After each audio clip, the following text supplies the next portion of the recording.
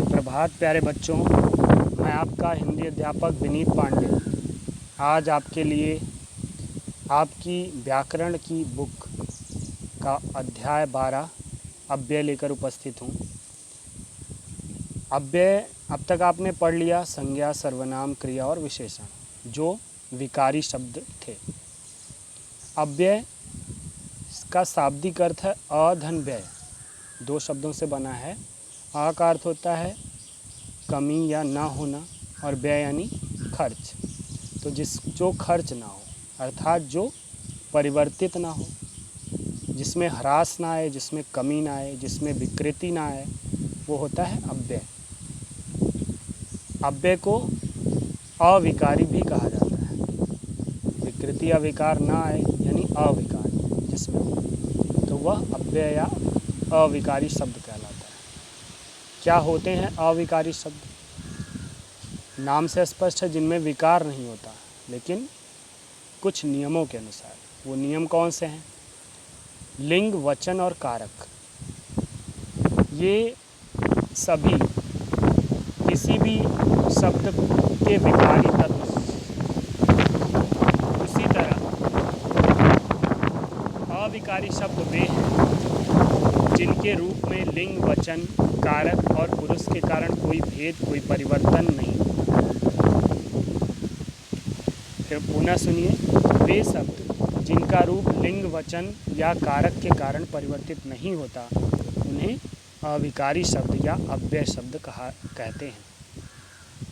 ये मुख्यतः 5 हैं, 5 प्रकार के, 5 भेद हैं इनके। क्रिया विशेषण, संबंध बोधक, समुच्चय बोधक, विस्मयादि बोधक और निपात। 5वां है निपात। यानी पहले जो 4 शब्द भेद हैं वो विकारी हैं। कौन कौन से? संज्ञा, सर्वनाम, क्रिया और विशेषण। और बाद के जो 4 शब्द हैं, शब्द भेद हैं, क्रिया विशेषण, समुच्चय बोधक, संबंध बोधक और विस्मयादि बोधक, ये अविकारी हैं। और साथ ही एक और शब्द है निपात, जो अविकारी होता है।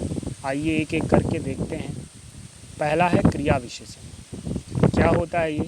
जो नाम से स्पष्ट है, जो विशेषण है लेकिन किसका? क्रिया है। ठीक है, ऐसे अविकारी शब्द जो क्रिया की विशेषता बताते हैं, वे क्रिया विशेषण कहलाते हैं। जैसे राधा तेज़ दौड़ती है, आप देख सकते हैं यहाँ उदाहरण है। जैसे राधा तेज़ चलती है, राहुल तेज़ चलता है, लड़का अच्छा बोलता है आदि। तो यहाँ जो तेज शब्द है, अच्छा शब्द है, मंद शब्द है, ये सब क्या है? ये सब क्रिया विशेषण है। ये बताता है कि क्रिया कैसे हो रही है ना। अगर हम क्रिया के साथ क्या या कैसे करके प्रश्न पूछें तो हमें पता चलता है कि क्रिया कैसे हो रही है। तो जो उत्तर हमें प्राप्त होगा वो क्रिया विशेषण। या कब हो रही है, कहाँ हो रही है, आदि शब्दों से हम अगर प्रश्न करें तो हमें पता चलता है कि क्रिया विशेषण क्या है।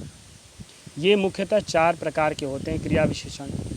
आइए पढ़ते हैं। पहला है स्थानवाचक क्रिया विशेषण, दूसरा कालवाचक, तीसरा परिमाणवाचक यानी मात्रावाचक और चौथा रीतिवाचक। तो स्थानवाचक क्या है?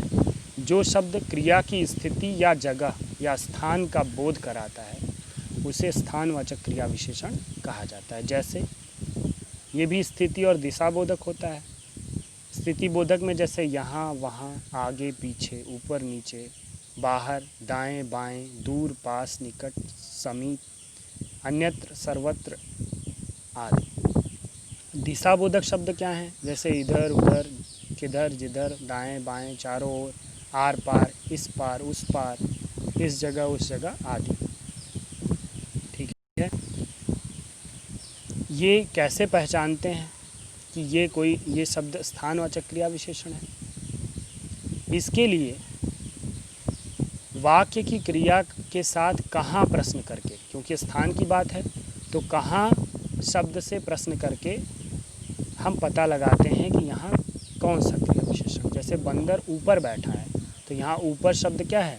स्थान है, वो क्रिया विशेषण है। तो अगर हम पूछें बंदर कहाँ बैठा है तो हमें पता चलेगा ऊपर, और ऊपर शब्द ही क्रिया विशेषण है। ठीक है। माँ भीतर गई तो भीतर कहाँ गई, भीतर गई तो ये क्रिया विशेषण है, भीतर शब्द। दूसरा है कालवाचक क्रिया विशेषण। काल का अर्थ होता है समय, तो जो क्रिया शब्द हमें समय का बोध कराता है क्रिया विशेषण, उसे कालवाचक क्रिया विशेषण कहते हैं। पुनः सुनिए, जो शब्द क्रिया के काल का बोध कराते हैं, समय का बोध कराते हैं कि क्रिया कब हुई, उसे कहते हैं कालवाचक क्रिया विशेषण। ये समय बोधक, अवधि बोधक और पौनः पुण्य बोधक होता है। क्या होता है ये तीनों? समय बोधक जैसे आज, कल, परसों, नरसों आदि, अब, जब, तब, कभी, अभी, तभी, सुबह, शाम, सवेरे, आगे, पीछे, आखिर में, अंत में, अंततः आदि। अवधि बोधक क्या है? जैसे लगातार, दिन भर, आजकल, नित्य, सदा, हमेशा, है ना, कभी कभी, सदैव आदि शब्द जो होते हैं ये निरंतर, रात भर, ये सब शब्द अवधि बोधक है। पौनः पुण्य क्या है? प्रायः, कई बार, बार बार, हर बार, एक दूसरे, तीसरे, बहुधा, है ना, ये सभी शब्द जो हैं ये पुण्य बोधक हैं, यानी पुनः पुनः जो होते हैं, बार बार जो होते हैं। तो ये इस प्रकार से कालवाचक क्रिया विशेषण के उदाहरण हैं। इनको कैसे पहचानते हैं? इनमें हमने बताया पहले ही कब शब्द का प्रयोग करके, कि कार्य कहाँ हुआ, क्रिया कहाँ हुई। जैसे बच्चा दिन भर, कब हुई, दिन भर रोता रहा, तो कब तक रोता रहा, दिन भर। ये कैसा है? ये अवधि बोधक है। मैं प्रातः व्यायाम के लिए जाता हूँ। प्रातः शब्द क्या है? ये आपका समय बोधक है। कब जाता हूँ? प्रातः। तो कब प्रश्न करने पर पता चलता है कि कौन सा क्रिया विशेषण है। तीसरा है परिमाणवाचक क्रिया विशेषण। परिमाण यानी मात्रा, मापतौल। तो जो शब्द हमें क्रिया की मापतौल या मात्रा का बोध कराता है कि क्रिया किस मात्रा में हो रही है, उसे कहते हैं परिमाणवाचक क्रिया विशेषण। ये 5 प्रकार का है: अधिकता बोधक, न्यूनता बोधक, पर्याप्त बोधक, तुलनावाचक और श्रेणीवाचक। क्या है ये? अधिकतावाचक जैसे अतिशय, बड़ा, छोटा, भारी, खूब, अत्यंत आदि। न्यूनता में थोड़ा, कम, है ना, कुछ, अल्प, जरा सा आदि।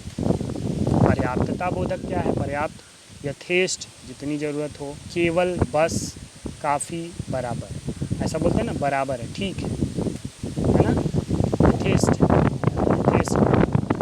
केवल, बस कर, है ना, काफ़ी है, पर्याप्त है, इस तरह से। तुलनावाचक क्या है? बढ़कर, अधिक, कम, जितना, कितना, उतना। कहते हैं ना, तुम्हारे पास कितना, तुम कितना तेज हो, यहाँ पे क्या है? तुलना। श्रेणीवाचक, यथाक्रम, थोड़ा थोड़ा, क्रम, ये श्रेणी, बारी बारी। इसको कैसे पूछते हैं प्रश्न? कितना और कितनी, क्योंकि यहाँ परिमाण की बात है, तो क्रिया कितनी हो रही है या कितना हो रहा है, इसे कहते हैं परिमाणवाचक। जैसे बच्चों ने खूब मस्ती की, तो कितनी मस्ती की? खूब। तो खूब शब्द यहाँ पे क्रिया विशेषण है। उसने थोड़ा ही खाया, तो कितना खाया? थोड़ा खाया। तो कितना या कितनी शब्द का इस्तेमाल करके अगर हम प्रश्न करें तो वहाँ पर क्या हो जाता है? वहाँ पर परिमाणवाचक क्रिया विशेषण का बोध हो जाता है। अगला है रीतिवाचक क्रिया विशेषण। रीति का अर्थ होता है प्रथा, तरीका, ढंग आदि। तो इससे हमें पता चलता है कि क्रिया कैसे हो रही है, क्रिया के होने की रीति बताता है जो शब्द, वो रीतिवाचक क्रिया विशेषण कहलाता है।